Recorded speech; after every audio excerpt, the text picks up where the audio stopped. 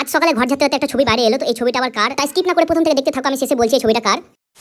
সকাল সকাল ঘুম থেকে উঠতে উঠতে দুমদাম চারিদিকে আওয়াজ হতে লেগেছে। আমি কি হলো রে বাবা, আবার কি হলো দেখছি, এখানে বোন দেখছি এদিকে ঘরে কি গোছাচ্ছে। আমি ঝটপট করে নিচে গিয়ে দেখছি যে ও বাবা পুজো তো চলে এসছে প্রায়, আর কিছুদিন বেশি দিন নাই। তো এই আলমারিটা বাবা রং করতে দিবে, এই আলমারিতে যা যা সরঞ্জাম ছিল সেগুলো সব উপরে রেখে আসছে আমার ঘরে।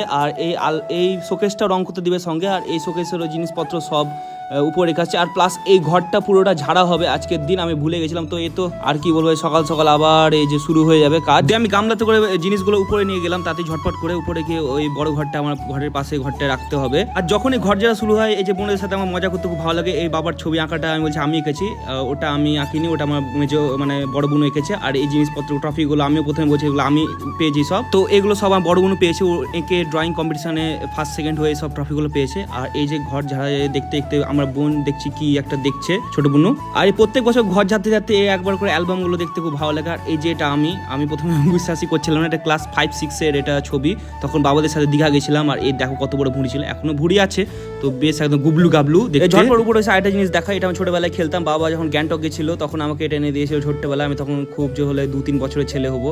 আর বেশ আমি এটা বাবা এখন যত্ন করে বাবা মা রেখেছে। আর দেখো পুরো ভাই, এটা আমার ভাই, দেখো একদম পুরো অরিজিনাল। আর কাজ করতে করতে খিদেও লেগেছে চরম। আর কালকে এই বিরিয়ানি অর্ডার করেছিলাম স্ন্যাক্স জোন থেকে, তার জন্য এটা থেকে গেছিলো।